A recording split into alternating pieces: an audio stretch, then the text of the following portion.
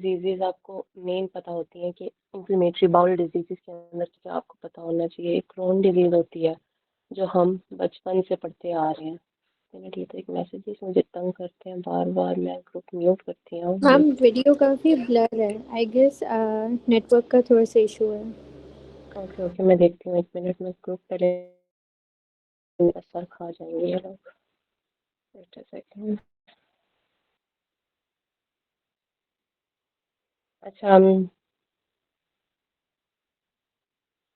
अभी भी ब्लर आ रही है बच्चों?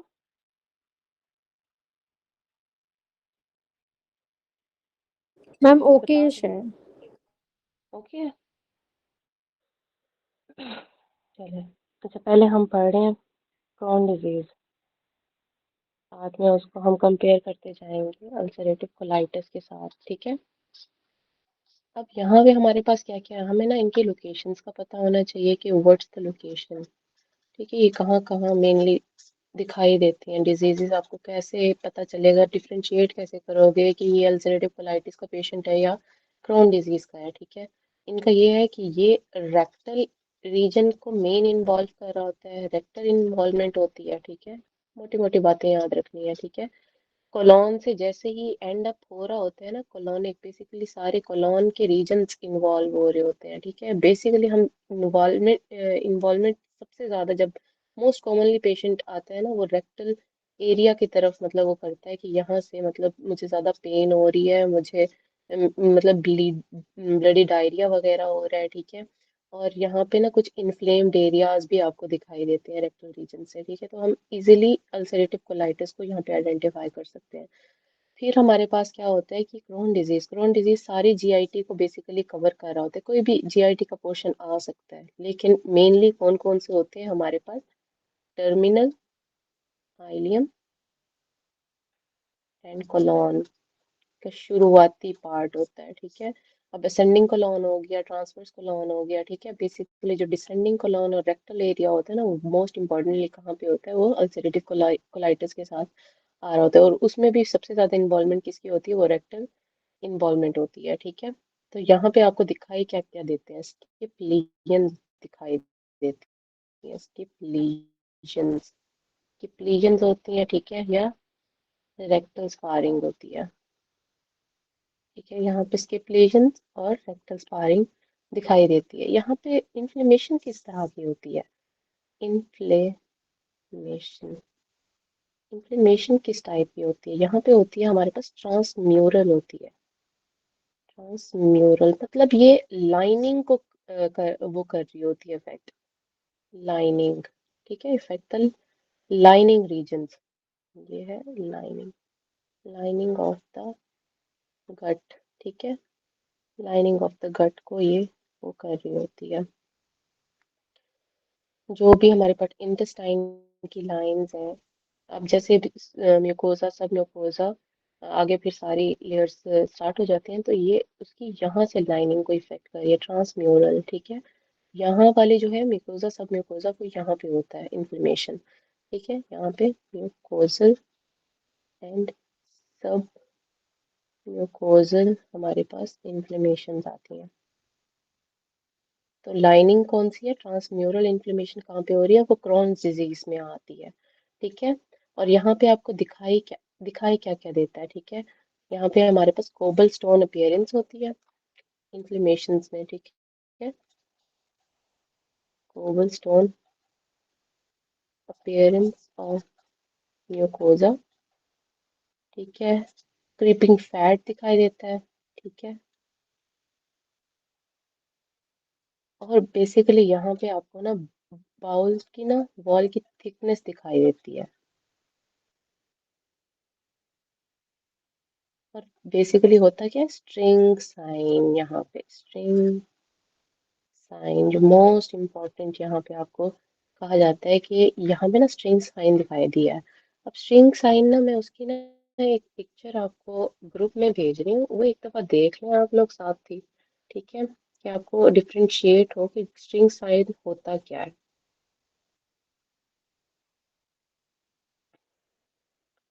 ये मैं दो पिक्चर्स सेंड कर रही हूँ, 1 मिनट खोलें ग्रुप। ठीक है, ये देख रहे हैं जो बाउल के अंदर ना कुछ आपको ना वैसे जैसे अब गट है मतलब डिओडनम ये सब चीजें ना स्मॉल इंटेस्टाइन लॉन्ग इंटेस्टाइन सारी चीजें ना गुजर रही हैं, बट वहां पे ना आपको एक्सरेज के ऊपर ना कुछ morphology like strings strings type दिखाई दे रही होती हैं एक्सरेज के ऊपर, ठीक है। तो ये बेसिकली ये स्ट्रिंग साइंस होते हैं। ये आप लोगों को पता चला स्ट्रिंग साइन क्या है अब?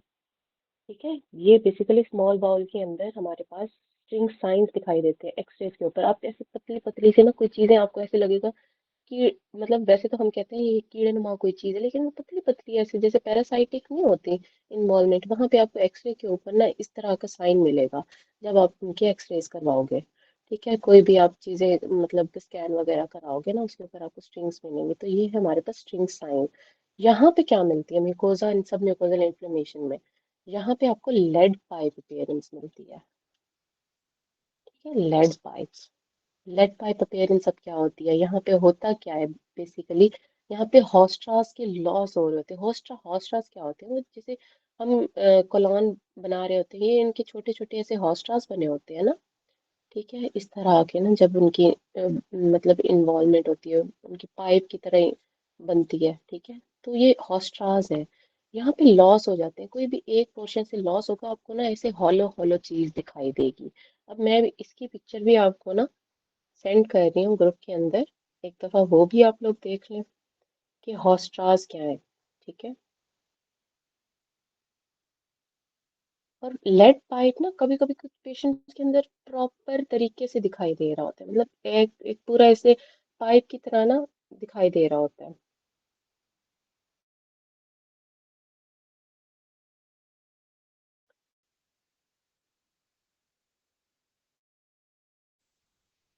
ये आप लोगों को गाइस बता दें मुझे, लेड पाइप अपीयरेंस होती है। लेड लेड पाइप होता क्या है हमारे पास, लॉस ऑफ हॉस्ट्रास, ठीक है। वहां से ये जब ये सारी चीजें लॉस होती जाएंगी ना, हॉस्ट्रेशंस, लॉस ऑफ हॉस्ट्रेशंस होगी, तो हमें क्या इमेजिंग पे दिखाएगा, लेड पाइप अपीयरेंस दिखाई दे रही होती है। क्लियर यहाँ तक? ठीक है, अब इसके कुछ माइक्रोस्कोपिक फीचर्स आ जाते हैं।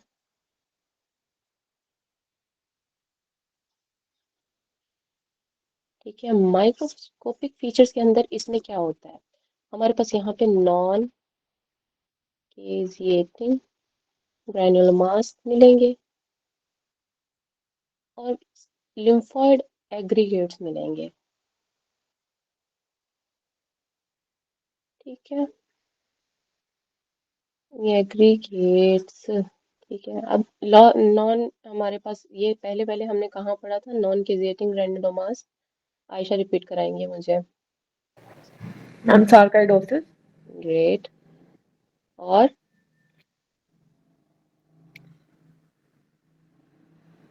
हम्म, और एक और जी मैम डिजीज भी हमने पढ़ी है, एक और डिजीज भी पढ़ी थी उसके अंदर नॉन केजिएटिंग हमें मिला था। हिस्टोप्लाज्मोसिस नहीं नहीं वो तो नॉन हीलिंग था। और हमने अ, नॉन केजिएटिंग कहाँ पढ़ा था, एक और जगह भी थी। मैम वेस्क्यूलाइटिस था शायद कोई। ये नहीं, आप लोग ना मुझे लगता है पीछे ना चीजें कंपाइल नहीं कर रहे साथ साथ, इसलिए मैं आप लोगों को कहती हूँ जो चीज आपको बताया करो ना आपको उनकी मेन चंक पॉइंट्स पता होने चाहिए। अब नॉन केजिएटिंग देखो, ये तीसरी हम डिजीज पढ़ रहे हैं जिसके अंदर नॉन केजिएटिंग ग्रैनुलोमास हमें मिल रहे हैं। ठीक है, उनके फीचर डिफरेंट हो सकते हैं लेकिन हमें माइक्रोस्कोपिक फीचर्स में ये चीजें मिल सकती हैं सेम। मैंने आप लोगों मैम को बताया था, अब ये माइकोबैक्टीरियम लोग लेप्री। लेप्रोसी में माइकोबैक्टीरियम तो होता है लेप्री। केशिएटिंग हाँ होता है जी, उसमें। ठीक है। आपने ना मुझे ये सबके आपका काम है, ये आपने मुझे नॉन केजेटिंग ग्रैनुलोमास का सारी एक पूरी वो बतानी है, लिस्ट बतानी है कहाँ कहाँ मिलते हैं। और ये 4 बजे से पहले मुझे आप लोगों ने बतानी है जो इस क्लास में मौजूद है। ठीक है, नॉन ओके मैम। केजेटिंग ग्रैनुलोमास आपको किन किन डिजीजेस में मिलते हैं माइक्रोस्कोपिक फीचर्स में। ओके, फिर हमें यहाँ पे क्या यहाँ पे हमें क्या मिलता है, अल्सर्स मिलते हैं। ठीक है, अल्सर्स, अल्सर्स मिलते हैं, परफोरेशन हो जाती है, वो परफोरेशंस हो जाती हैं, ठीक है, ब्लीडिंग मिलती है हमें यहाँ पे, ठीक है। यहाँ पे लेकिन ग्रैनुलोमास नहीं होते, नो ग्रैनुलोमास, ठीक है। ये है हमारे पास। अब ना जो जो चीजें सॉर्ट आउट होने वाली, जहाँ पे कोई चीज नेक्स्ट आएगी ना, मैंने आपसे पीछे वाली चीज लाजमी पूछनी है कि ये चीज हमने कहाँ पढ़ी है, अगर मैंने पढ़ाई हुई, ठीक है। तो आप लोगों को ये सब चीजें आनी चाहिए। पीछे से आप लोग कंपाइल नहीं कर रहे, इसका मतलब आप लोगों को कंपाइल करने का मतलब ही यही है ना, आप लोग पीछे कंपाइल करें किन किन डिजीज में क्या क्या आ रही है, ताकि आपको डिफरेंशिएशन का पता चले कि किस किधर हमें क्या बताना है। अब यहाँ पे हमारे पास माइक्रोस्कोपिक मॉर्फोलॉजी भी हो, बस क्या क्या आते हैं, कॉम्प्लिकेशंस क्या हो सकती हैं। ये क्रॉन थी, ये अल्सरेटिव थी, ठीक है। अब यहाँ पे हमारे पास कॉम्प्लिकेशन है, हमारे पास मैल अब्जॉर्प्शन हो सकती है, ठीक है। कोई कार्सिनोमा हो सकता है, लाइक कोलोन को ज्यादा इन्वॉल्वमेंट हो रही है तो कोलोरेक्टल आ सकता है, ये, ठीक है। फिर यहाँ पे फिस्टुलास डेवलप हो सकते हैं, ठीक है।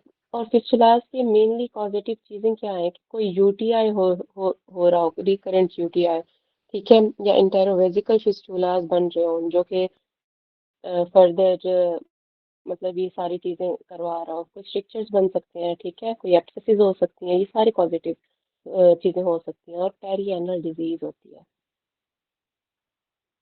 ठीक है, कोई भी पेरिएनल डिजीज आ जाएगी, ठीक है। ये चार मेन कॉजेज आपने इसके याद रखने हैं। फिर कॉजेज कहते हैं कॉम्प्लिकेशंस। इसके अंदर क्या होगा, यहाँ पे हमारे पास मेगाकोलॉन, ठीक है, और परफोरेशन आ जाती है मेन। कोई कोलाइटिस भी हो सकता है, ठीक है, लेकिन मेगाकोलॉन इसका मोस्ट इम्पॉर्टेंट, और परफोरेशन इसी, क्योंकि हम पे ये बहुत ज्यादा रेक्टल इन्वॉल्वमेंट होती है, सब म्यूकोजा और म्यूकोजा इन्वॉल्व हो जाती है।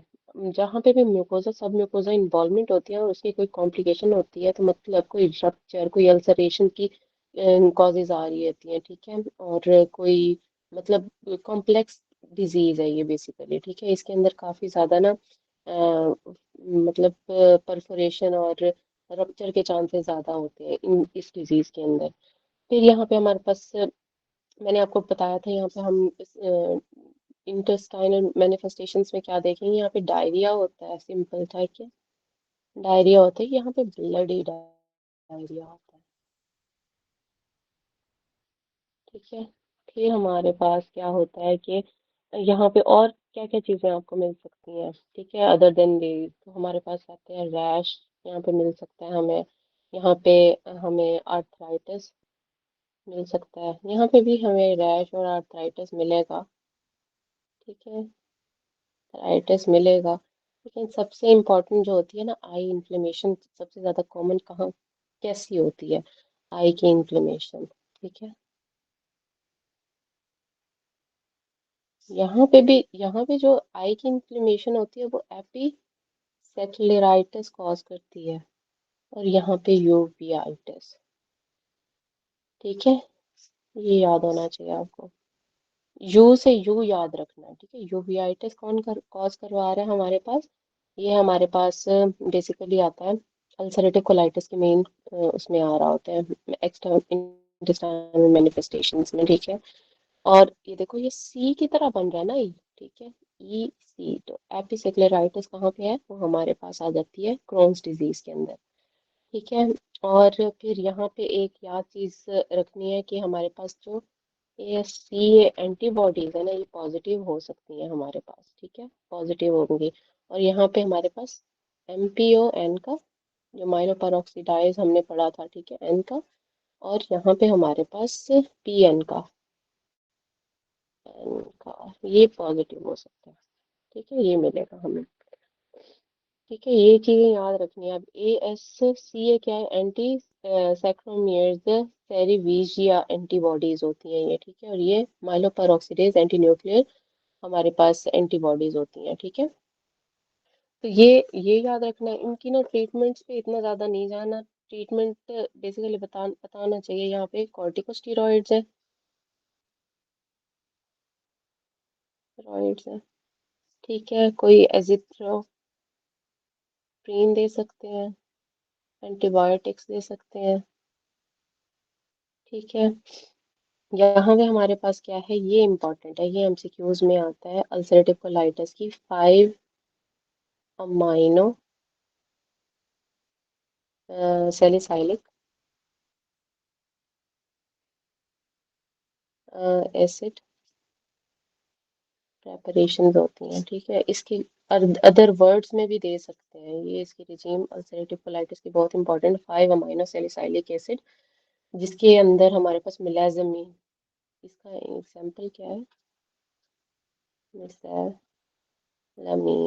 मिसालामीन। ठीक है, मिसालामीन देते हैं। फिर हमारे पास इन्फ्लिक्सीमैब के नाम से भी आ जाता है, ये इन्फ्लिक्सीमैब भी हम देते हैं इधर। ठीक है, फिर 6 मार्केप्टो यूरेन। ठीक है, ये भी देते हैं। फिर लास्ट हमारे पास रिजॉर्ट क्या होता है, हम कोलेक्टमी करते हैं, वो वाला पार्ट रिमूव कर देते हैं कोलोन का। ठीक हो गया, ये चीज क्लियर है गाइस? क्लियर है? जी मैम। Yes, ma'am. इनैब हो गया, स्मॉल कैप्टो यूरिन, और उसके बाद हमारे पास है कोलेक्टमी। ये मुझे कौन जल्दी से रिपीट कराएगा?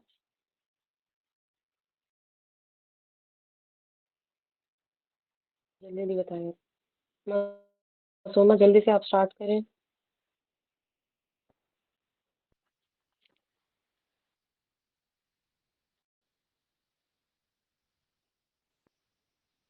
मासूम, नेमोना, नेमोना है, सॉरी जी मासूमा मैम। नहीं है, नेमोना है। जी मैम। मैम हाँ आपने क्रॉन्स जी, डिजीज़ का बताया है कि क्रॉन्स डिजीज़ जो है स्टार्ट करें किसी भी क्रॉन से पर्सन और अल्सरेटिव कोलाइटिस के डिफरेंस। जहाँ पे नेमोना एंड करेंगी मैं किसी का नाम लूंगी, वो उसने बताना है मुझे। चले चले।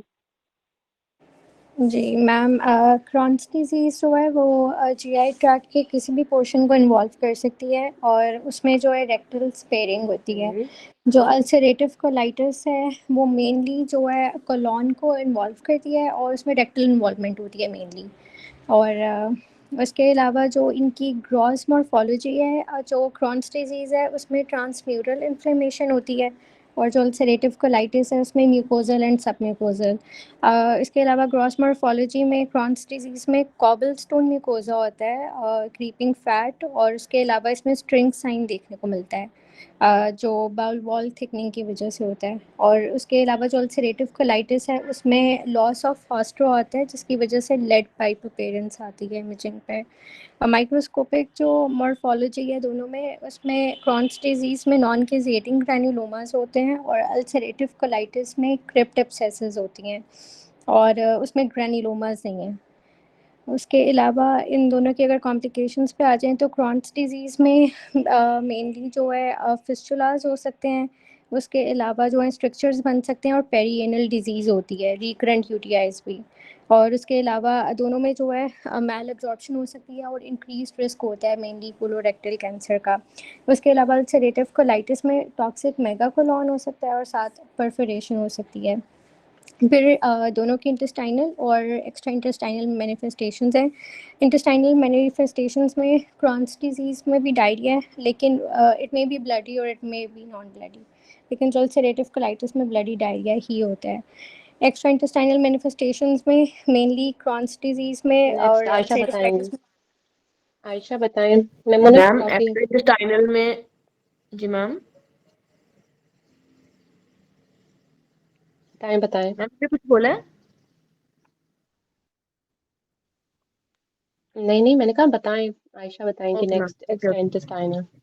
जी मैम, रैश होता है उसमें, क्रोन में आर्थराइटिस, एपिसिक्लेराइटिस, और अल्सरेटिव में मैम यूवीआइटिस होता है। और एंटीबॉडीज में एसका पॉजिटिव होती है उसमें क्रोन्स में, और एमपीओ और एनका पॉजिटिव होते हैं अल्सरेटिव में।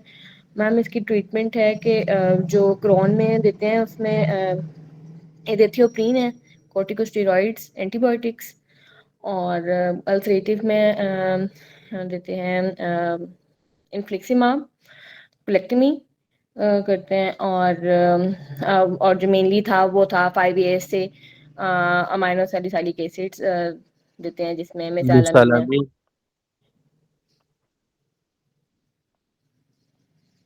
और ठीक है, कलेक्टमी करते हैं। जी ये मैम। सही हो गया। चलो अब हम नेक्स्ट स्टार्ट करते हैं अपना हेपेटाइटिस। ये इम्पोर्टेंट, बहुत इंपॉर्टेंट टॉपिक है, इसके एमसीक्यूज तो लाजमी आने होते हैं। ठीक है, अब हमारे पास हेपेटाइटिस है। हेपेटाइटिस स्टार्ट कर रहे हैं हम। ठीक है, अब इनके ना कुछ फीचर्स आप लोगों ने ना इस तरह से वो करते जाने हैं। हेपेटाइटिस हमारे पास क्या है? ए हो गया, बी हो गया, ठीक है, सी हो गया, डी हो गया और ई हो गया। ठीक है, इनको डिफ्रेंशिएट जाएंगे। ठीक है, हेपेटाइटिस आ गया। अब ये हमारे पास हेपेटाइटिस ए क्या है? आरएनए वायरस है। ठीक है, डी जो बी है हमारे पास ये डीएनए है। ठीक है, ये भी आरएनए है हमारे पास, बाकी आरएनए है, आरएनए है। अब इसकी फर्दर क्लासिफिकेशंस ना कभी कभी एमसीक्यूज में आती हैं। अगर वायरसेस का अगर अलग से आप लोगों ने पूछना हो ना, तो की भी एक क्लासिफिकेशन मैं आप लोगों को याद करवा दूंगी, लेकिन अभी मैम मेन ये अभी हेपेटाइटिस ये के ऊपर ही टॉपिक रहते हैं। कल ठीक है, डॉक्टर नोमरा ने कराया, आप क्वेश्चन करें। ये करवा दिया आप लोगों को सारा? कल हो गए हेपेटाइटिस तो सारे हो गए थे, उसके मार्कर भी सारे हो हो गए गए थे। थे? जी मैम। सिर्फ भी हो गया। जाकिर क्या कह रहे हैं? जाकिर क्या कह रहे हैं?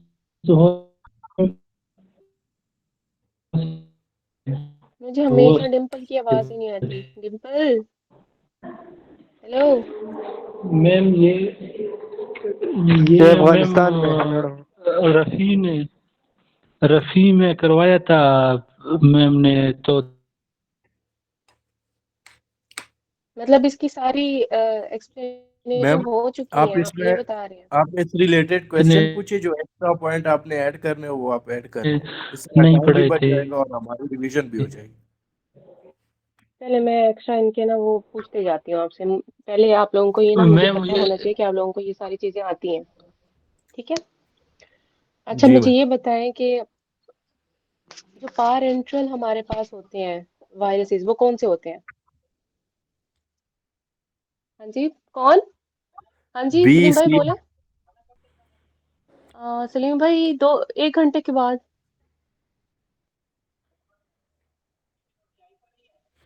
चले ठीक है, ओके ओके। हाँ जी हाँ जी, बताएं कौन बी कौन से हैं सी। हमारे पास पार एंट्रल?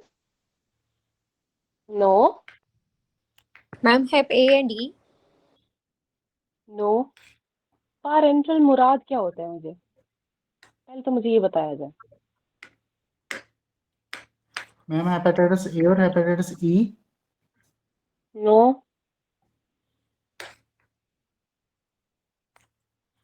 पेरेंटल आईवी के थ्रू मैम जो होते हैं।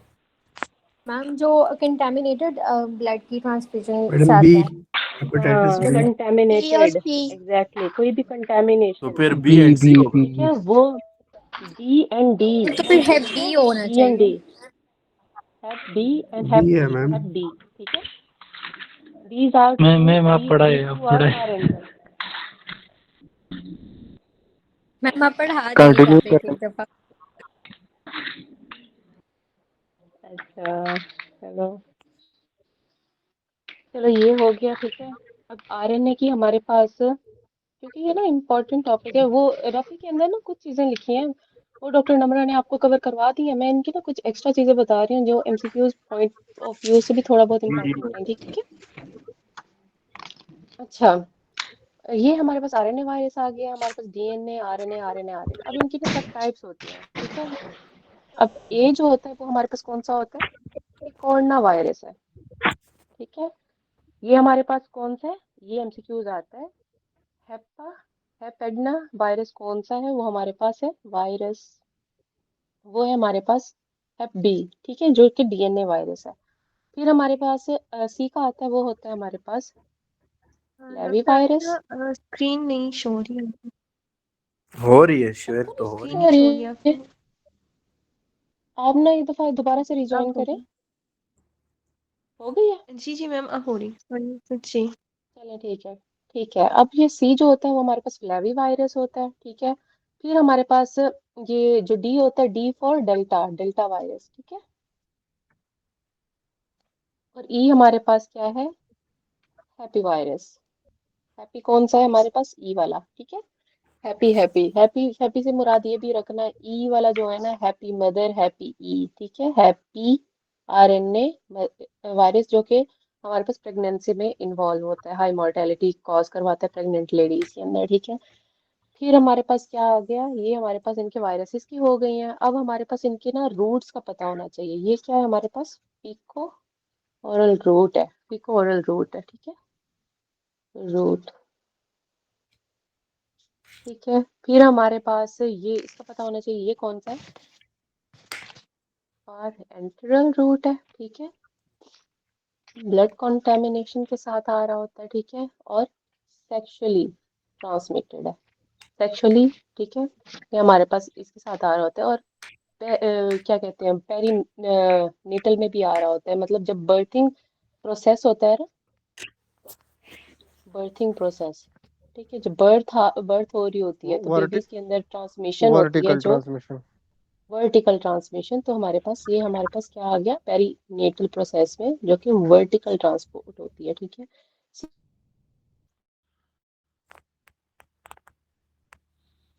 में गाइस एक मिनट, मैम मैं अगर कॉल वो अटेंड कर लूँ, मैम थोड़ी सी अगर वो इंपॉर्टेंट कॉल क्वेश्चन है। क्वेश्चन मैम अगर वो क्वेश्चन में हेपेटाइटिस बी के बारे में मतलब ऑप्शन दे के इसका ट्रांसमिशन है, तो ये सेक्सुअली एक्टिव मतलब दिया हो बंदा एक्टिवेट है, तो उसमें हम ब्लड ट्रांसफ्यूजन चूज करेंगे वो या हम आपको ये वो आपको सेक्सुअली? बताएंगे।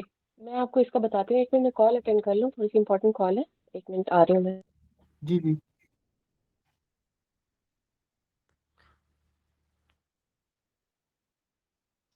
जाकिरा नोट चोरी कर रहे मत राशन का। हाँ لك معنا ديش كم دي دوت بوينت شيء هبايتس يو روت transmission يلو يو voltage يلو vertical sexual transmission. Vertical that is the more na bachi that transmit ठीक है ना, ما that vertical. كم دي اخو سعيد هبايتس ايه كم دي اورالو और दे इको ओरल हो बी हेपेटाइटिस सप्पल दे, parenteral दे, blood transfusion दे और sexual. द नोट्स का तासु जोड़ कड़ी ल ग्रुप के शेयर को यार. خدش كم دي हेलो, هبايتس بينا आवाज आ रही سي है كم يو دي गाइस?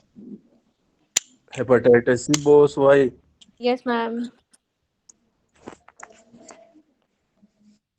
आवाज आ रही है? ये सेक्सुअली मतलब वो एक्टिव थी लेडी, ठीक है। तो उसके अंदर कौन सा मतलब हेपेटाइटिस होने का चांसेस है? तो हमारे पास हेपेटाइटिस बी होता है वो, ठीक है।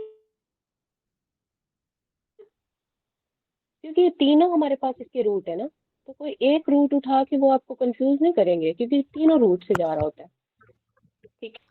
सवाल यहाँ पे मौजूद है, किसने सवाल किया था? मैम मैंने किया था डॉक्टर विकास ने। मैम मैं ये पूछना चाहता कि मतलब इस तरह का ऑप्शंस अगर इनकेस आता तो फिर हमें इसमें कोई सीक्वेंस है या फिर मतलब कोई ऐसा आएगा नहीं सिनेरियो? कोई सीक्वेंस नहीं है। ये तीनों रूट है इसके, चल ठीक है। ठीक हो गया मैम। तीनों रूट है इसके, वो आपको कंफ्यूज करेंगे ही नहीं, क्योंकि वो पागल थोड़ी ना है, तीनों रूट से ही जा रहे हैं, तीनों रूट कोई भी आ सकता है। हम्म। हाँ जी, किसी और का कोई ओके सवाल? मैम ठीक है। ओके मैम ठीक है। Please continue. किसी ओके, ये हो गया। फिर हमारे पास ये जो हेपेटाइटिस है वो हमारे पास क्या है? प्राइमरीली ये भी ब्लड के थ्रू आ रहा होता है, ठीक है, प्राइमरीली ब्लड। कोई इंजेक्शन की फॉर्म हो सकती है इसकी ट्रांसमिशन की, ठीक है, कोई ड्रग यूज हो सकता है, ठीक है, कोई पोस्ट ट्रांसफ्यूजन की वजह से होती है, post transfusion not during transfusion, ठीक है, पोस्ट ट्रांसफ्यूजन कोई इन्फेक्शन की वजह से हेपेटाइटिस सी का ये मेन हमारे पास मैकेनिज्म इन्वॉल्वमेंट हो सकती है, रूट इन्वॉल्वमेंट हो सकती है।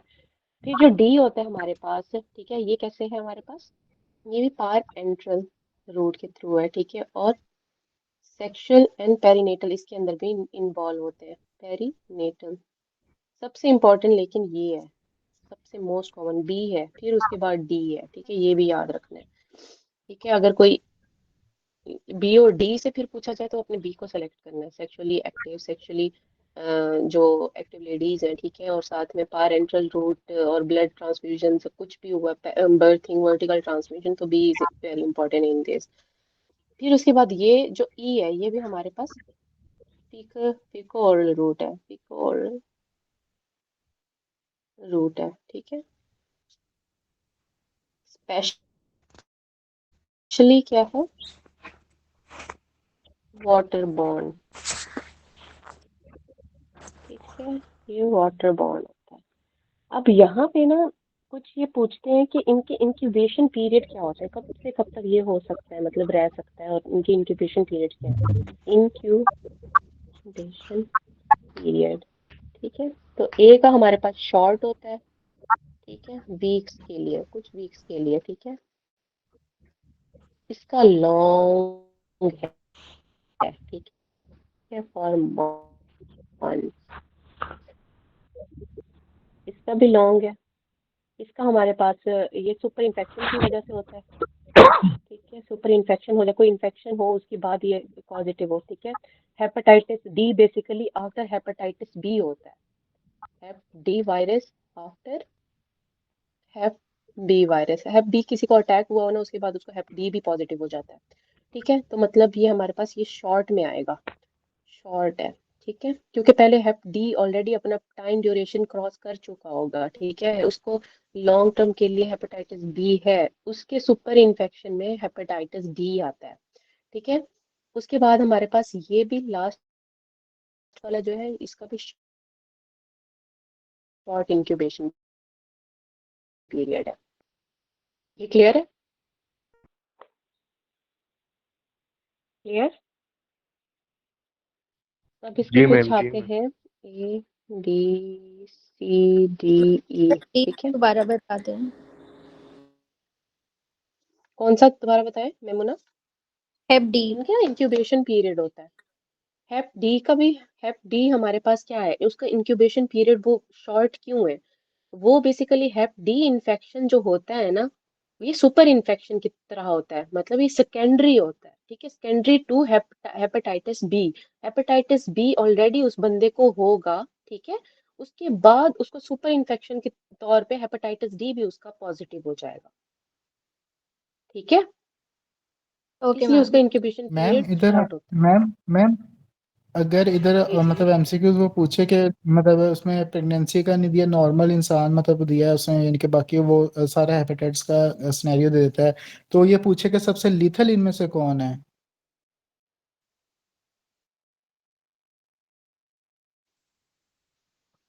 सबसे हेलो, सबसे लीथल कौन है इसमें से, मतलब जो डेथ कॉज करेगा।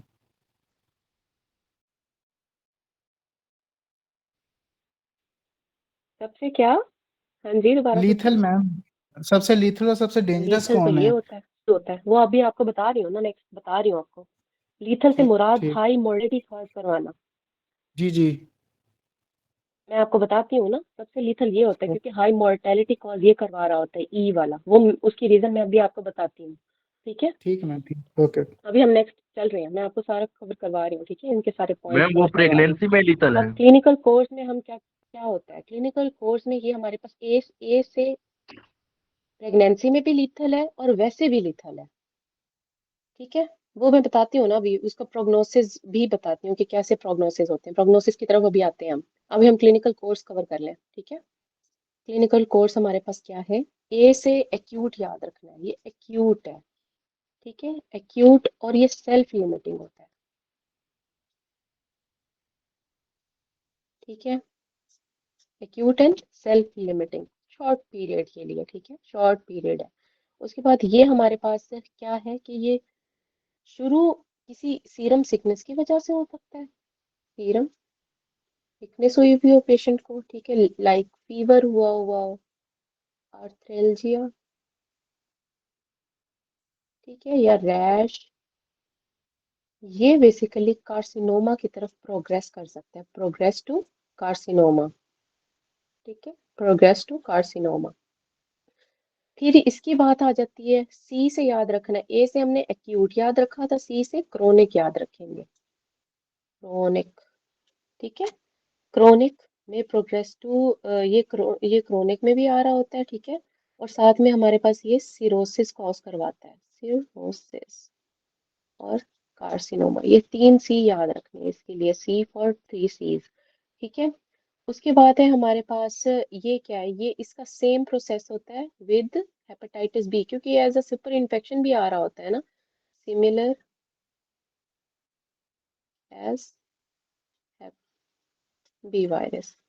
फिर इसका क्या होता है क्लिनिकल, ये हमारे पास as a fulminant expectant pregnant women के अंदर आता है, प्रेग्नेंट वुमेन के आता है। ठीक है, ये फुलमिनेंट हेपेटाइटिस होता है जो कि प्रेग्नेंट लेडीज के अंदर आता है, जो एक्सपेक्ट कर रही होती हैं, एक्सपेक्टेंट्स में। ठीक है, ये उसके अंदर आता है, एक्सपेक्टेंट्स के अंदर। फिर आता है हमारे पास इसकी प्रोग्नोसिस क्या क्या है,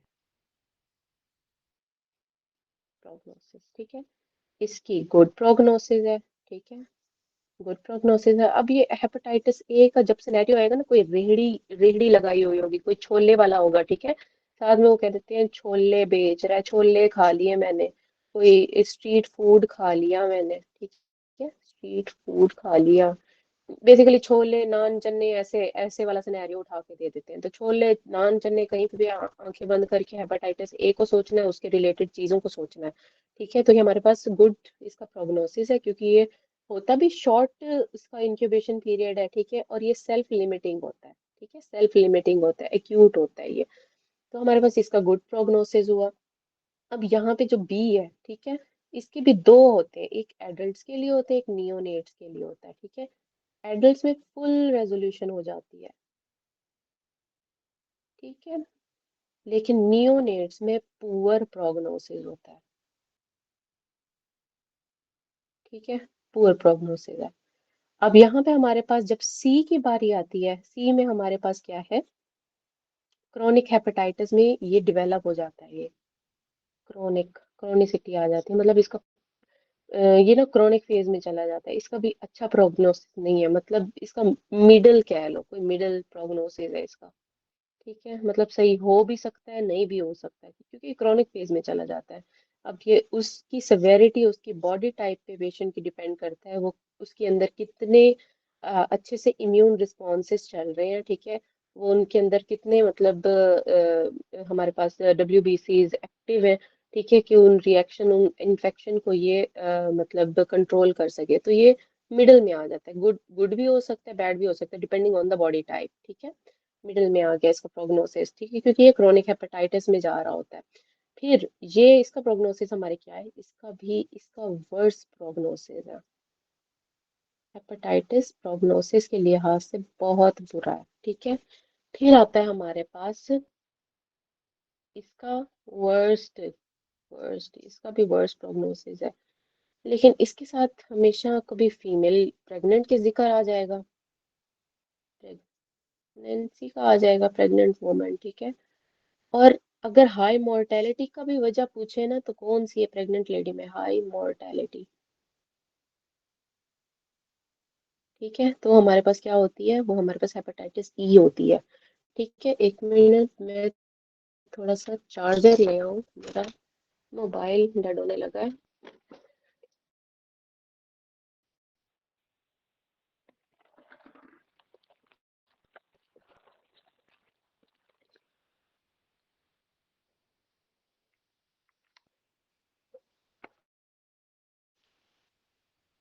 ठीक हो गया तो मतलब हमारे पास प्रोग्नोसिस कैसे कैसे आ गए।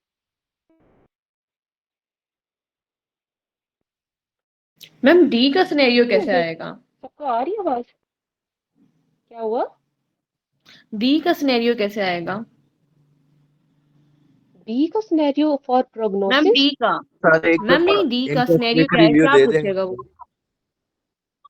अच्छा, बी का सिनेरियो, बी के एमसीक्यूज बेसिकली होते यही है डी, कि कोई वो सेक्सुअली रिलेटेड दे देते हैं कि सेक्सुअली एक्टिव कोई मैम वोमेन डी। आ गई है, ठीक है। डी, अच्छा डी का इतना एसएच कभी आया नहीं है। डी को ना हम वैसे ही होला हाथ रखते हैं क्योंकि ये बी बी इसको मेनली कॉज करवा रहा होता है ना डी को, जी ठीक मैम। है। बी के बाद डी डी आ रहा होता है। बी को इतना सिनेरियो वाइज नहीं आता एमसीक्यूज, ठीक है, क्योंकि B is totally a copied of B. जो डी है ना वो इसकी कॉपी कर रहा होता है, लेकिन ये आरएनए वायरस होता है, ये डीएनए वायरस होता है। इनका ये डिफरेंस आ जाता है, ठीक है।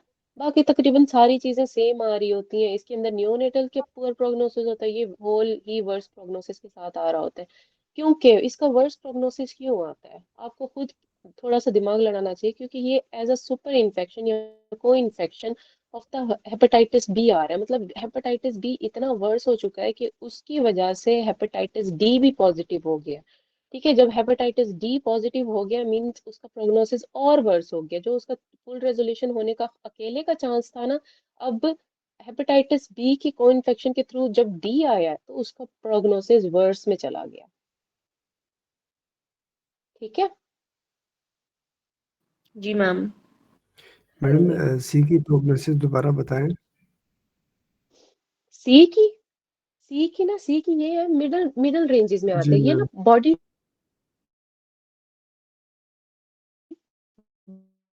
डिपेंड कर रहा होता है कि ये मतलब किसी की बॉडी कैसे रिएक्ट करती है कोई भी इन्फेक्शन के थ्रू। अब कभी आप लोगों ने एज अ मतलब हाउस जॉब आप लोगों ने की हो कि किसी पेशेंट के ऊपर एक एंटीबायोटिक वर्क कर रही होती है, ठीक है, किसी वही सेम एंटीबायोटिक दूसरी बॉडी के ऊपर इतनी अच्छी रही होती है, तो फिर उसकी हम पोटेंसी चेंज कर देते हैं एंटीबायोटिक की। ये आप लोगों को कॉन्सेप्ट, ठीक है। क्योंकि इस बॉडी के अंदर शायद वो सेंसिटिव ना हो, मतलब इतना सेंसिटिव मतलब एक्ट ना कर रही हो, ठीक है। वो उसको कैप्चर कर जाती है। वो उसकी ना उसने इतनी कोई एंटीबायोटिक्स पहले जिंदगी में नहीं लिए होते कि वो उसको ना टॉलरेंस लेवल कम हो गया हो, तो मतलब इसके ऊपर एक्ट कर जाएगी।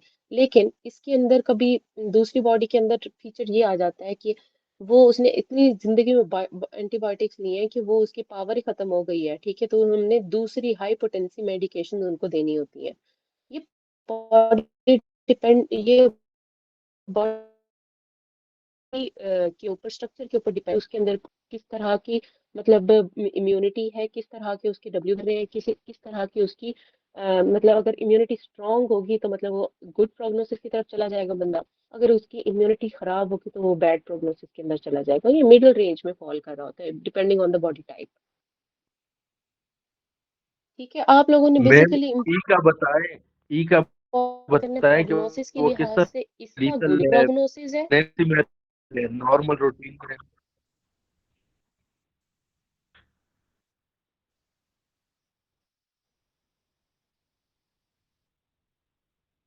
मैं आपको बताती हूँ लीथल हम क्यों कहते हैं इसके अंदर, क्योंकि ये हमारे पास हाई मोर्टेलिटी कॉज करवाता है। मोर्टेलिटी, मरना, सबसे ज्यादा मोर्टेलिटी रेट।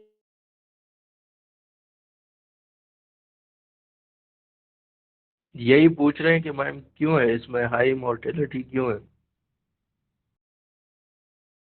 हम, ठीक है, क्यों कहेंगे, क्योंकि एक तो ये फीको ओरल रूट है, वाटर बॉर्न है, ठीक है।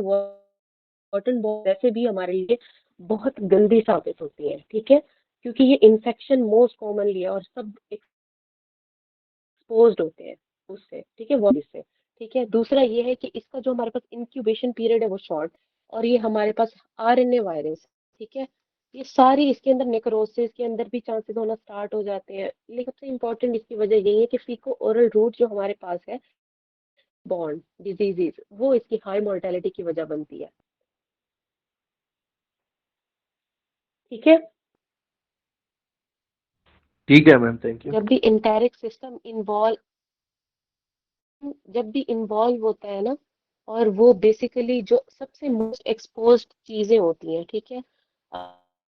चीज़ों में हमारे पास वाटर बॉन्ड से अब डेली डेली रूटीन में अगर हम हॉस्पिटल में भी जाएं, ठीक है, वहाँ पे हमारे पास अगर कोई अच्छा मतलब सैनिटेशन सिस्टम ना हो, ठीक है, उसकी वजह से अगर कोई हेपेटाइटिस कॉज होगा तो हमें दिमाग में पहले पहले आता है हेपेटाइटिस ई कॉज करवा रहा है। अगर हम छोले छोले और उनकी शॉप्स पे चला जाए, हमें पता होता है कि वो हमारे पास क्या है, कि वो हेपेटाइटिस ए कॉज करवा रहा है, क्योंकि वाटर बॉर्न डिजीजेस सिर्फ गंदी सैनिटेशन से नहीं होती, गंदे खाने से भी होती हैं, गंदा पीने से, क्योंकि वो पानी इन्वॉल्व हो रहा होता है ना। गंदा पानी कहीं पे भी जाएगा, आपकी गट को खराब करेगा, लीवर के अंदर इफेक्ट करना स्टार्ट करेगा, तो बेसिकली वो मतलब काम वैसे ही खराब हो रहा है हर तरफ से, ठीक है। तो इसका हाई मोर्टेलिटी आ जाता है। हाई मोर्टेलिटी फिर सबसे ज्यादा कॉमन किसके अंदर होता है? प्रेग्नेंट लेडीज में होता है, वर्स्ट प्रोग्नोसिस के साथ आती है, लीथल प्रोग्नोसिस होता है इसका।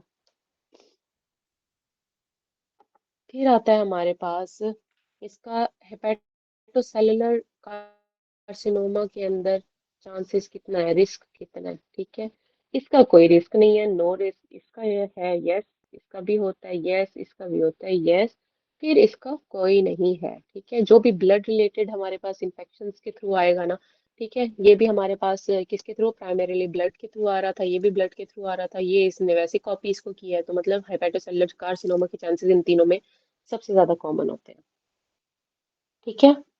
एक इसकी ना फिर याद रखनी होती है। अच्छा, ये भी हो गया, ये भी हो गया। अच्छा, वो कहते हैं कि कैरियर स्टेट किसकी होती हैं, ठीक है, कैरियर्स किस में पाए जाते हैं? ए बी सी डी ई, ठीक है। कैरियर, अब यहाँ पे कोई कैरियर नहीं होता, नो कैरियर, ठीक है। किसी कोई कैरियर स्टेट नहीं होती, इसकी कैरियर स्टेट होती है सेक्सुअली, ठीक है। कोई भी सेक्सुअल ट्रांसमिशन के थ्रू हो रही है हमारे पास, कोई भी हमारे पास पेरिनेटल है, कोई कैरियर होगा इसके साथ, ये भी हमारे पास कैरियर होता है इसके अंदर। इसके अंदर भी डिफेक्टिव हमारे पास एज अ वायरस जो होता है वो एज अ हमारे पास कैरियर बिहेव करता है, ठीक है। डिफेक्टिव वायरस जो होता है हमारे पास, ठीक है, वो हमारे पास एज अ कैरियर बिहेव करता है। इसके अंदर भी कोई कैरियर नहीं होता, मतलब हेपेटोसेलुलर कार्सिनोमा और कैरियर्स का ना एक ही सीक्वेंस याद रखना है, बी सी डी। हमारे पास हेपेटोसेलुलर कार्सिनोमा भी कॉज करवा रही है और ये कैरियर भी इनके होते हैं, ठीक है, कोई भी मतलब हेपेटाइटिस कॉज करवाने के लिए, ठीक है। ये सब चीजें क्लियर होगी। बस इसकी ना मेन इंपॉर्टेंट चीजें यही थी। मैडम लेटन पेस क्या हुआ? लेटन पेस किसमें होता है, किसके साथ? लेटन पेस किसके साथ है? लेटेंट फेज, लेटेंट फेज का यहाँ पे कोई सीन नहीं होता। लेटेंट हाँ फेज यहाँ मैम। पे, लेटेंट फेज किसके साथ होता है? यहाँ पे कैरियर मीडिएटेड होते हैं, लेटेंट फेज तो नहीं होता। लेटेंट फेज यहाँ पे कहाँ से आ गया? इंक्यूबेशन पीरियड्स के साथ आप कह रहे हैं, वो बी ही ज्यादातर होगा अगर लेटेंसी आप कह रहे हैं उस लिहाज से, कि यहाँ पे हमारे पास इन्फेक्शन होने के चांसेस, प्रीवियस इन्फेक्शन होने के चांसेस कैसे होते हैं लेटेंट फेज के थ्रू, फिर एक्टिव इन्फेक्शन कैसे होगा, वो बी का ज्यादा होता है।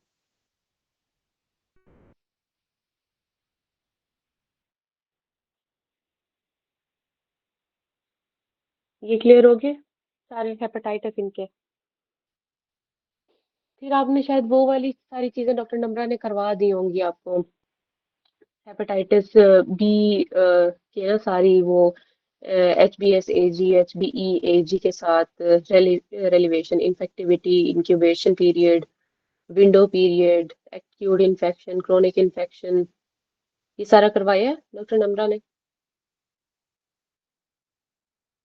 जी मैम। चले मैं सवाल पूछ लूं?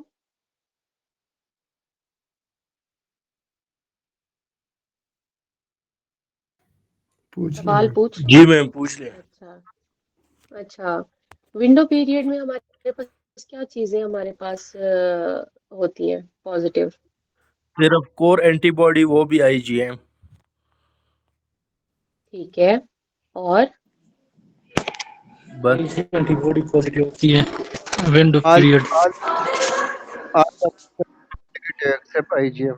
अच्छा, मुझे ये बताएं, अगर अगर इन्फेक्टिविटी का सिर्फ पूछा जाए, ठीक है, कि इन्फेक्टिविटी हमारे उसमें पास हो रही है, सरफेस वहां पे जो क्या भेज, इन्वेलप एंटीजन है, ई इन्वेलप एंटीजन ई होगा। कौन सा एंटीजन? एंटीजन ई ई हाँ एंटीजन ई ठीक है, इनवाला ई होगा मैम। ठीक है, हाँ जी ठीक है, एंटीजन ई पॉजिटिव होगा। क्रोनिक इन्फेक्शन का वो पूछा जाए, क्रोनिक इन्फेक्शन की लो सी इन्फेक्टिविटी में क्या क्या पॉजिटिव होता है? लो इन्फेक्टिव, सी कोर एंटीजन दो ये सब एंटी मुझे यानी बताओ ना क्या क्या एंटीजन चीजें ई, पॉजिटिव होंगी। एंटीजन ई, एंटीजन एस और कोर एंटीबॉडी, वो भी आईजीजी। मैंने लो इन्फेक्टिविटी पूछा है, हाई इन्फेक्टिविटी नहीं पूछा। कोर अच्छा, एंटीजन लो में लो में तो फिर आईजी बड़ी आईजीएम होगी। होगा, आईजीएम होगी। No no no no no, आप लोगों को दो चीजें इनके अंदर क्रोनिक इन्फेक्शन में पता होनी चाहिए, एक हाई इन्फेक्टिविटी होती है, एक लो इन्फेक्टिविटी होती है। हाई इन्फेक्टिविटी में जैसे आप मुझे बता रहे हैं कि दोनों एंटीजन पॉजिटिव होंगे और एक एंटीबॉडी जो होती है हमारे पास कोर एंटीबॉडी वो पॉजिटिव होगी जो कि आईजीजी होती है। लेकिन क्रोनिक इन्फेक्शन अगर लो इन्फेक्टिविटी से पूछेंगे ना आपसे, तब आपने क्या बताना है कि एंटी जो सरफेस एंटीजन है ना वो पॉजिटिव होगा, एस जो होगा सरफेस, ठीक है, सरफेस एंटीजन पॉजिटिव होगा, कोर एंटीबॉडी पॉजिटिव होगी और जो एंटीबॉडी ई होती है ना वो भी पॉजिटिव होगी। ये तीन चीजें पॉजिटिव होती है, वहां पे जो एंटीजन ई होता है ना वो नेगेटिव हो जाता है लो इन्फेक्टिविटी के अंदर। अच्छा, एंटी एच बी मैडम ई होगा, दोबारा यानी बताएं इन्वेलप के इसमें। Against antibody. इनको ना मैम याद आप थोड़ा ना प्लीज़ डिफिकल्ट। फिर ये थोड़ा सा ब्रीफ कर दें एक्यूट क्रॉनिक और पास्ट एक्सपोजर का ना, थोड़ा सा मतलब ब्रीफ कर अच्छा देंगे मैंने किस जो तरह। जिस मैंने ना जो इसको ना याद किया था ना वो एक ना निमोनिक के थ्रू याद किया था मैंने, ठीक है, वो इस तरह से है, सेक्सी के निमोनिक से याद करना है, ठीक है, सेक्सी, सेक्सी हमने एक्स नहीं लगाना, सेक्सी होता है ये वाला, ठीक है। अब इसके अंदर हमारे पास ये जो होते हैं वो हमारे पास एंटीजन है, ठीक है, ये हमारे पास क्या है, एंटीबॉडीज, ठीक है, सेक्सी में मतलब एंटीजन कौन कौन सा ये आ गया, एच बी एस ए जी आ गया, एस है ना यहाँ पे, एच बी ई ए जी आ गया, फिर एंटीबॉडी हमारे पास आ गई एंटी एच बी सी है, एंटी एच बी एस है और anti anti H B E है, ठीक है, ये हमारे पास है। अब इसके अंदर भी आपको पता होना चाहिए ई स्टैंड्स फॉर इन्फेक्टिविटी, वो भी हमारे पास क्या, एंटीजन नॉट एंटीबॉडी, ठीक है। ई जो है हमारे पास इन्फेक्टिविटी है, ठीक है। इसके ना हम कुछ एमसीक्यूज अब सॉल्व करते जाते हैं। इंक्यूबेशन का अगर वो पूछा जाए, इंक्यूबेशन किसके अंदर पॉजिटिव होता है, incubation is positive in this only, वहां पे हमारे पास क्या होगा, इंक्यूबेशन पीरियड में सिर्फ सरफेस एंटीजन पॉजिटिव होता है, ठीक है। फिर आता है एक्यूट इन्फेक्शन, वहां पे हमारे पास ये भी पॉजिटिव होगा, ये भी पॉजिटिव होगा, ये भी पॉजिटिव होगा, लेकिन यहाँ पे ये एंटीबॉडी कौन सी पॉजिटिव होती है, आईजीएम, आईजीएम। ठीक है। फिर आता है हमारे पास क्रॉनिक इन्फेक्शन,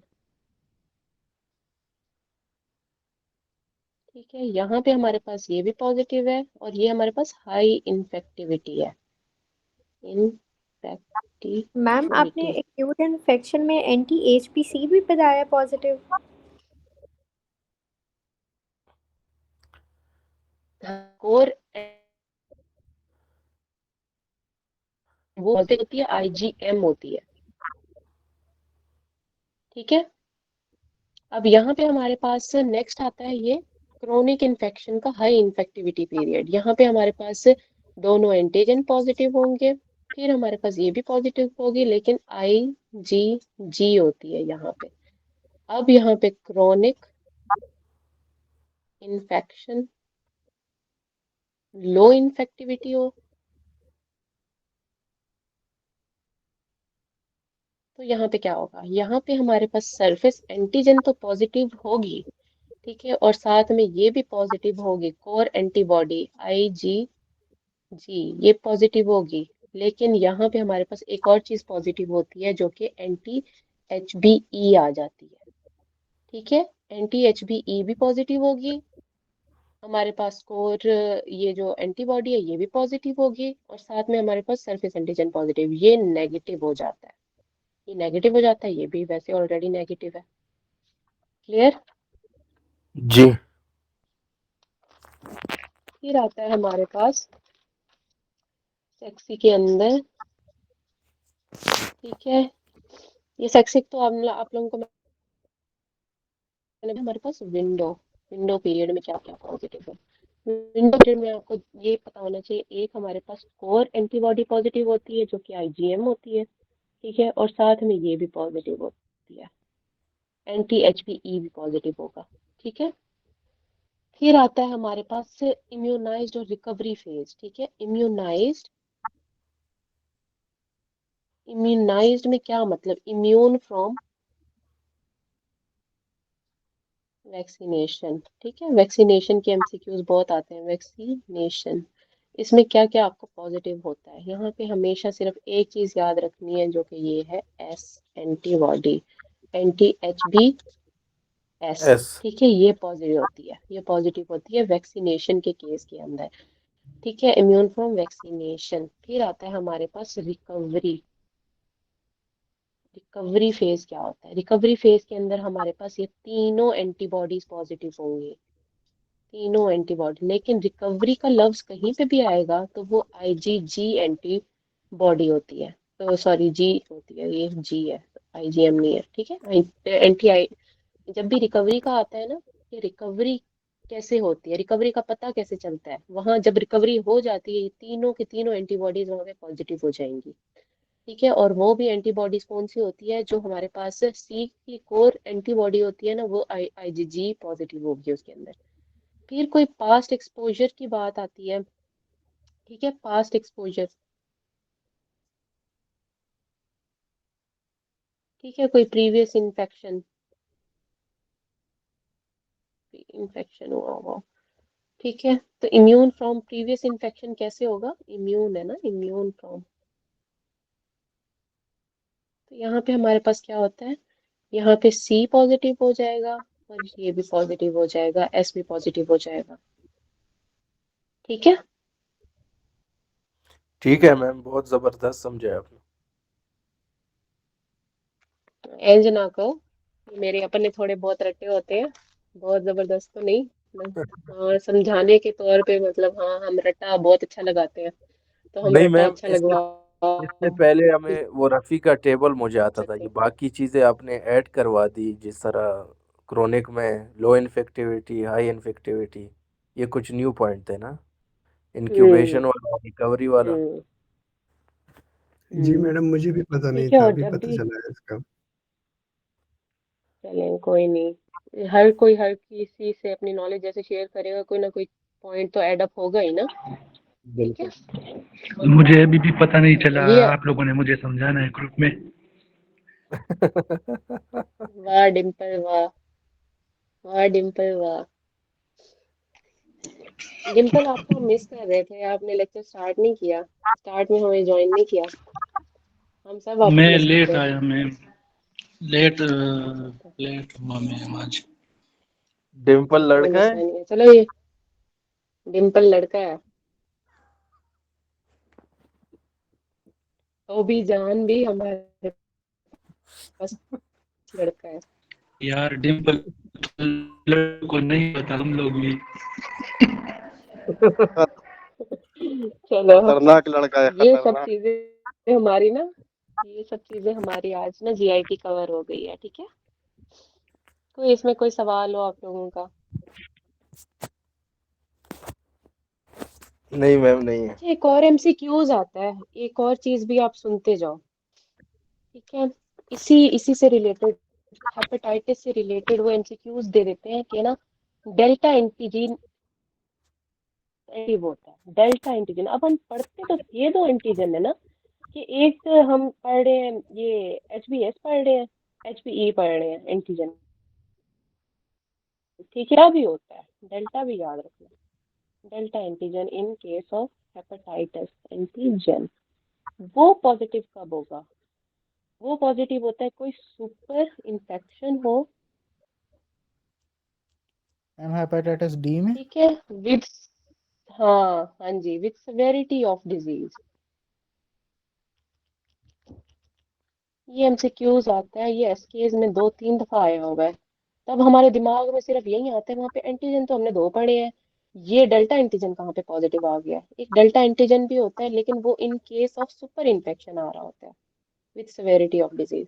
कभी भी एमसीक्यूज के अंदर वो कहें कि super infection with severity of disease में क्या चीज पॉजिटिव है, तो आपको पता होना चाहिए डेल्टा एंटीजन पॉजिटिव होता है, ठीक है।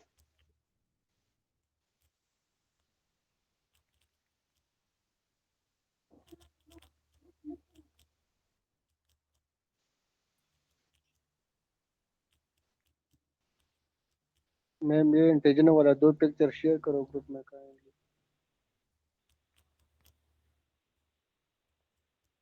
चलो मैं शेयर कर देती हूँ।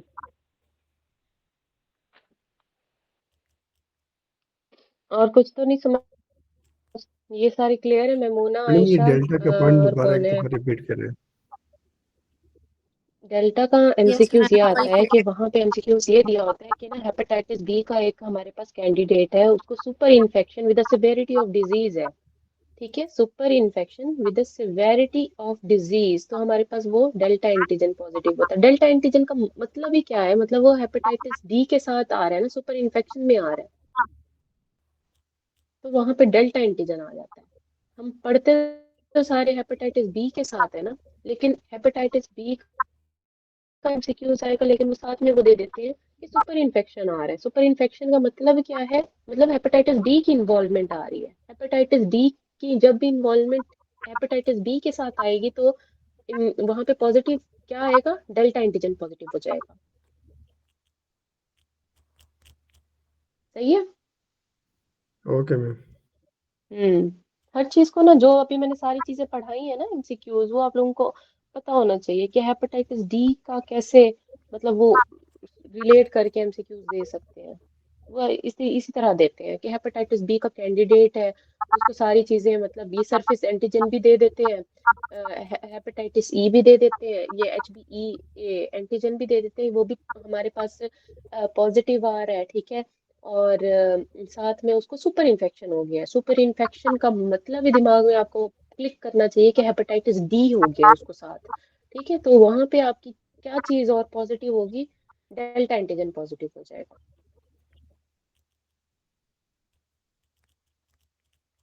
हम्म और ये सब जैसे हेपेडना वायरस मैंने आपको बताया, ये भी एमसीक्यूज पॉइंट था हमारे पास, ठीक है। ये हेपेडना वायरस होता है, हेप्डा वायरस होता है डी का, वो बी का DNA वायरस के साथ, ठीक है।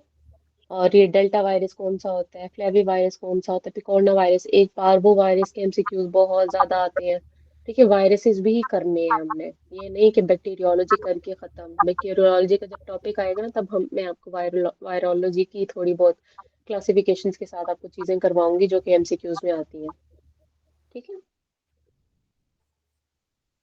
चले, ओके गाइस, और कुछ पूछना हो मुझे बता दें अभी, वरना क्लास एंड करते हैं हम। मेमूना, आयशा, मोहम्मद, बस मैम ये क्लियर? ये नोट्स आप पिक्चर में ग्रुप में शेयर कर। भेज दे। मैम क्लियर है चले। मैम। आयशा समझ आ गई आपको? जी मैम। Memona, yes ma'am. कुछ आज का कुछ फायदा हुआ है, या ये मैंने सारा वही पहली वाली चीजें रिपीट कर दी हैं, टाइम जाया किया? क्योंकि मेरे लिहाज से नहीं, ये काफी बहुत ही, डिफरेंट है सर। क्या हुआ? मैम वायरसेस में क्लास पैदा के हो शुरू में मैं नहीं था, शुरू में और क्या क्या पढ़ा है? अल्सरेटिव कोलाइटिस और क्रोन डिजीज कराया, उससे आगे तो कुछ नहीं कराया ना पहले। मैंने अल्सरेटिव कोलाइटिस करवाया है, और बस वही करवाया, वही वहीं से हमने स्टार्ट लिया था, अल्सरेटिव अच्छा कोलाइटिस वगैरह से स्टार्ट किया था, हाँ जी। जी। ठीक है, मैं अपने ये जो बेतुके नोट्स हैं वो शेयर कर रही हूँ, ठीक है। ओके गाइस, अल्लाह हाफिज। लीव कर सकते हैं आप लोग। किसी को कोई अल्लाह हाफिज सवाल मैम। पूछना हो तो वो मुझसे पूछ ले, वरना अल्लाह हाफिज, टाटा। बस हो जाएगा इस दफा या नहीं? इंशाल्लाह इंशाल्लाह हो जाएगा, लेकिन बस आप लोगों को ये चीजें दिमाग में बिठा के जानी है। इधर से याद किया, उधर से भूल भूल जाना, वो हमारे ऊपर नहीं है। मैम यही नहीं हो रहा ना, रिटेन नहीं होती चीजें क्योंकि इतनी ज्यादा होती है। अब पीछे 2 चैप्टर और हो गए, वो अभी जहन में इतना नहीं है। अगर इस तरह हो जाए कि जब न्यू चैप्टर स्टार्ट करने से पहले जो पिछले चैप्टर है उसमें से रैंडमली कुछ ना कुछ पूछा जाए तो फिर वो मतलब थोड़ा सा दिमाग काम कर लेता है कि हाँ पीछे ये चीजें पड़ी थी, तो फिर रिटेन हो जाता है। अगर इसी तरह आगे चलते गए तो फिर पीछे वाला भूल जाता है मैम। हाँ जी। वो रिटेन कैसे होगा? नहीं नहीं भूलेगा ना, बार बार रिवाइज करेंगे ना। सिर्फ एक दफा पढ़ के तो नहीं छोड़ना आपने। रफी भी वो मैक्सिमम क्या कि 3 दफा आप रिवाइज करके जाओ। डबल ए भी आप करके जाओ। आपने सारे ये एस्केप भी करके जाओ। जब इतनी ज्यादा प्रैक्टिस होगी बार बार, जब आप एक एमसीक्यूज पे सपोज अटकोगे, एसके की कोई एमसीक्यूज आप कर रहे हो सॉल्व, उसके अंदर आप अटक गए, आप एक दफा अपनी रफी खोलोगे या नहीं खोलोगे उस चीज को देखने के लिए? जब आप खोलोगे अल्टीमेटली आप एक दफा पूरा वो टॉपिक दोबारा से रिवाइज कर लोगे। समझ आ रही है ना? जी मैम इतना ऐसे तो नहीं ज्यादा किया नहीं हो रहा मैम। अंधाधुन एमसीक्यू सॉल्व करते जाओ without any concept. Hmm. Okay guys, okay, अल्लाह हाफिज। Thank you, tata, bye bye.